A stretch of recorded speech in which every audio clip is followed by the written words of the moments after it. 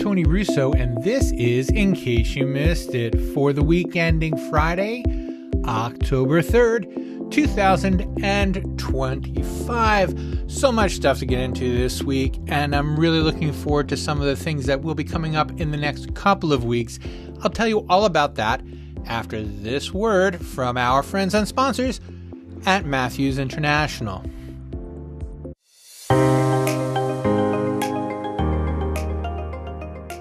For more than 20 years, Matthews Aurora Funeral Solutions has been providing innovative technology to support funeral professionals and their families. Their Arranger presentation system makes showcasing service and merchandise options simple. Family Connections technology enables families to participate in arrangement planning from the comfort of home. And the Advisor system combines case management and interactive planning, all in one place. Simplify the arrangement process with technology designed for you. Visit MatthewsAurora.com for a free demo or call 1-800-457-111 today. That's MatthewsAurora.com or 1-800-457-1111. Call today.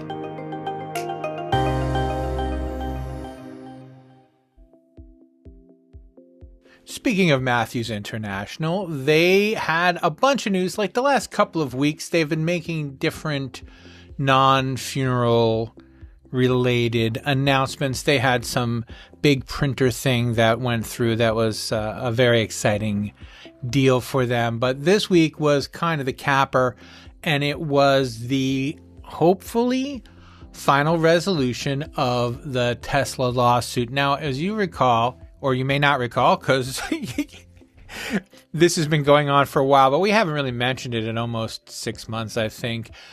Tesla was suing Matthews International, saying that Matthews stole proprietary information from them on dry battery when they were working together.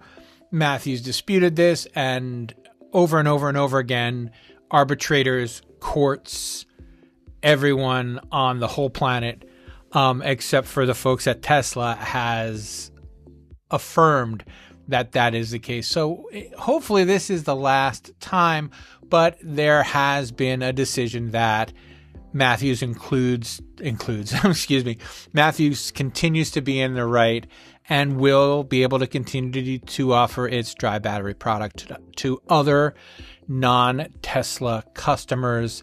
This could be a really, really big deal. Now, I mean, it should have already been over, but if this is really the end, it could do a lot for Matthews stock, which, you know, one of the things we keep reporting on is mostly supported by the cash flow it's able to generate from memorialization. So in the next story, we're going to talk about a different way that solar or, non-traditional power is affecting death care. But in this case, it's neat to see, and I hope they do well. And I hope this is the end of it. Something I don't really feel like I ever want to talk about again. So for regular listeners to the podcast, and please subscribe if you haven't, I have a show coming up where I talk to American Cemetery and Cremation editor Tom Nondorf about a bunch of different cemetery things. And almost joking around, I said that I was going to go to some of the cemeteries by me and offer them some trees, because I live in an area where the cemeteries have been developed a little bit more recently, the ones outside of families and churches. And those tend to be these great expanses of open land where the sun is significant, I guess, in the summertime. And the reason we were talking about that was there's a recent story out of Japan that I shared a couple weeks ago where some of the people are moving their loved ones, their ancestors, into columbariums so that they can visit and not be so much in the sun. And that's just been kind of on my mind lately, this idea of, for people who want to spend a lot of time in cemeteries, and as we talk about different ways to get people to spend time in cemeteries, making it not uncomfortable is one way to do it. So that's the background, what was in my head when I read the following story out of Belleville, Illinois. The decision to install a solar farm at Mount Hope Cemetery in Belleville was driven by the need for the cemetery to earn money. So the cemetery wanted to cut down about 19 acres of trees and use that for a solar farm. And a local activist is against it for lots of reasons, probably because they're against any kind of development at all. That's the kind of thing that tends to happen. But rather than have the solar farm, they would like to make the cemetery keep it a cemetery.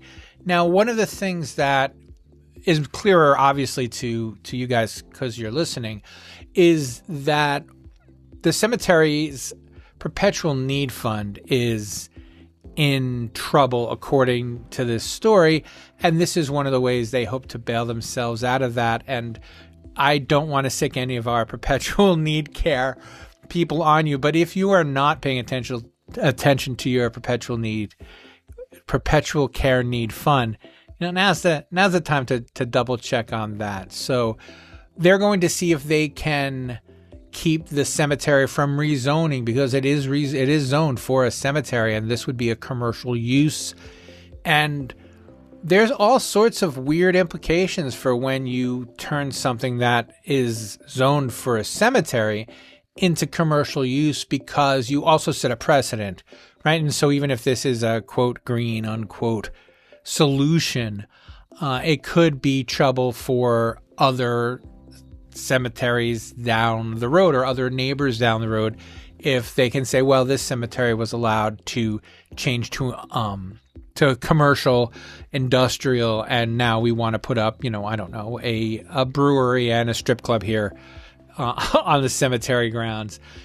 The other thing, though, and this is facetious, but only a little bit, if you have one of those great, huge, expansive cemeteries, I wonder if you wouldn't do well to combine it and to have, those, if you've seen the parking lots where all the cars park underneath the solar panels.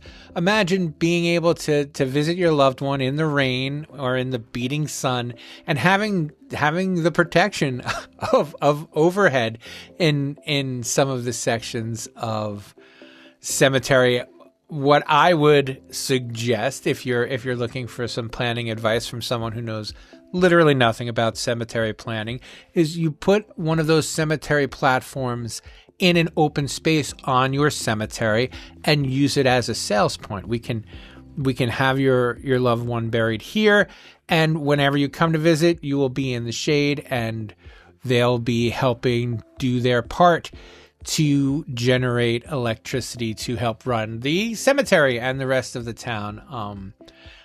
I'm like 2/3 kidding about that, but it's exactly what came to my mind when I saw this story about the NIMBYs versus the cemeteries who haven't done enough to protect their perpetual care fund. So again, none of my favorite people are in this story, but it's a story in the show notes and it's absolutely worth taking a look at.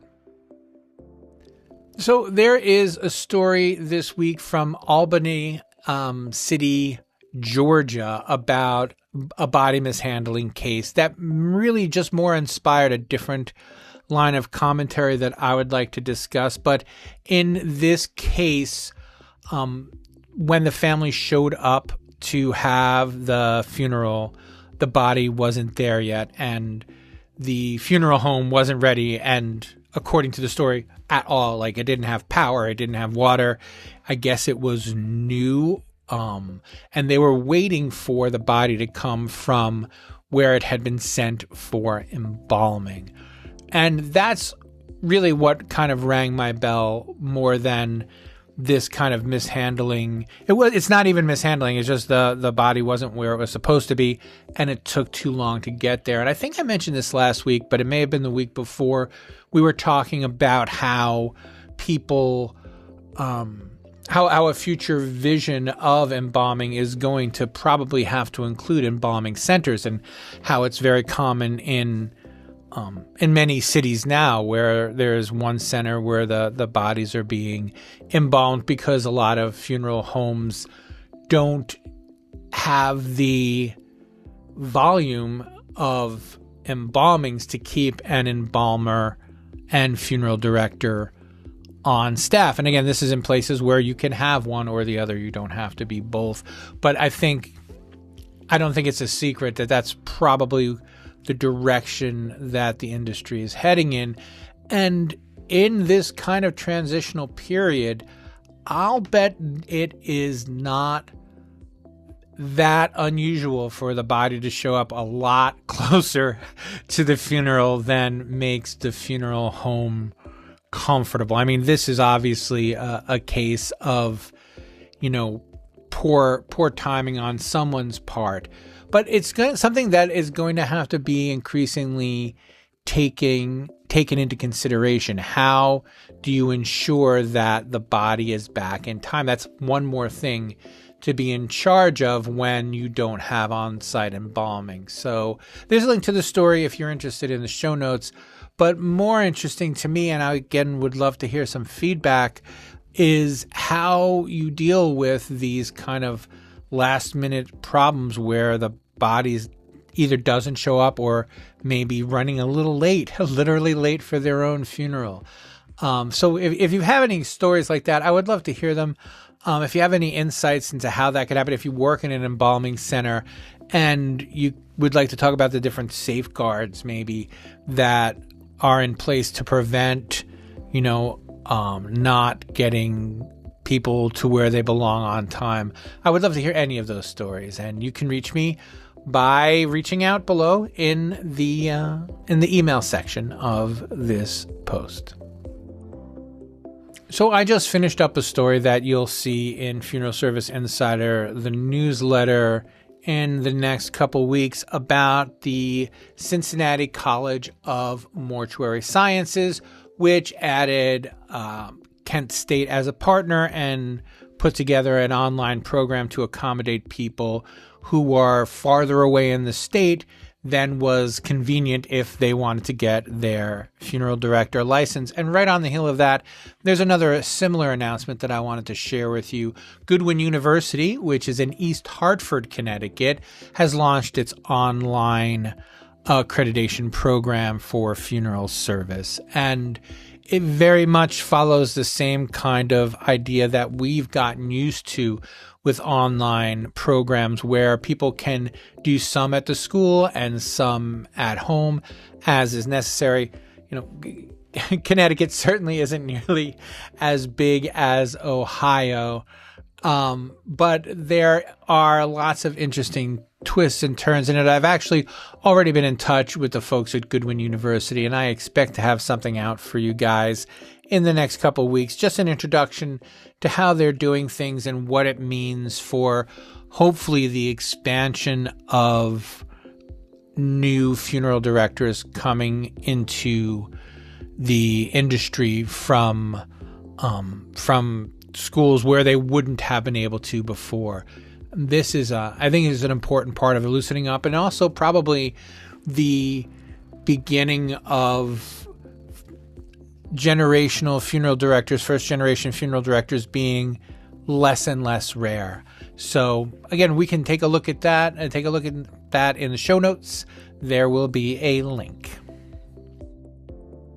So Pennsylvania is going to take another crack at passing alkaline hydrolysis. It's not something that has gone through in Pennsylvania, although it's passed, as I understand it, the House of Representatives twice so far, I think in the last 4 years. But so this time they're once again have sent it to the Senate. When I posted this story on LinkedIn to share, someone mentioned that this was getting killed in committee by someone who was not for alkaline hydrolysis. Let me put it that way until I can get more research done, because I am following up on those comments and hopefully we'll have a story on it. But for now, we're going to be hopeful-ish that Pennsylvania will have enough clear-headedness what I wrote in the initial post is that I think it's bananas that this has to be passed, let alone, passed state by state by state in the 21st century, because a lot, just like with my friends in Minnesota who are just terrified of having, people buried in the ground without caskets, a lot of this is just superstition and tradition making people too scared of something that is new. And it's not fair. It's not fair to the rest of the world that may want it done. I'm working on a story in my own home state of Maryland where where Bethesda has just passed alkaline hydrolysis, because the geniuses in Maryland passed it and they got all the headlines, alkaline hydrolysis legal in Maryland, but it has to pass county by county. It's not zonable in Maryland, just legal. And, that is, just another little tweak that we don't pull out of the headlines. For instance, there was a New Jersey headline this week that said you can literally be turned into compost now. And of course, you can't in New Jersey literally be planted in the ground because there's no one to do it yet. So a little loose and fast with the headlines, something I've been guilty of myself. I don't truly begrudge it, but in this case, I think it's important to keep everything in front of us. And what I wanted to do is I wanted to shout out Representative Abby Major of Ford City, because she is a funeral director and a co-sponsor of this new bill. And this is the quote that I'm going to pull out from this, the Center Square .com is the article where I'm reading this from. And she said that people don't want to talk about dying and death, but I think our job as funeral professionals is to provide people the closure that they need. And if that's something people want, then I think it should be an option for them, said Major. So this is apparently This is apparently bipartisan. I do not know if it's truly being held up by one know-nothing in the Senate committee, but I am looking into it, and when I find out, I'll let you know. That will do it for me for this week. In case you missed it, From Kates-Boylston is a Kates-Boylston production. It was written and edited and videoed by me, Tony Russo. Please check out our video page. It is on YouTube. You can find more than just my great big dumb head there. There's lots of stuff worth seeing on our YouTube channel, including past webinars that we have made free to the public. And they're all, I think, worth seeing. Speaking of webinars, we have a virtual event, the Funeral Technology Summit, and that is coming up on October 15th.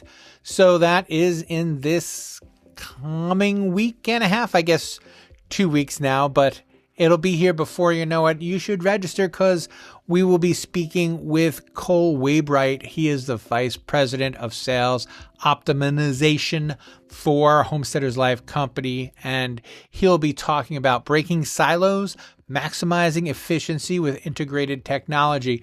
I'll actually have a link to the brief introduction I did with him a couple of weeks ago to kind of outline what this virtual event's going to be about, but it's something you definitely don't want to miss.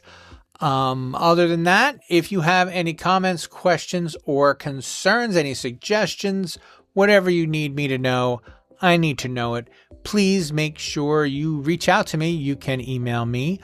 My email address is arusso@kbpublications.com, or you can just go to the website and you can find me there. I am Tony Russo, and I hope you have a fantastic weekend. We will catch up with you next time.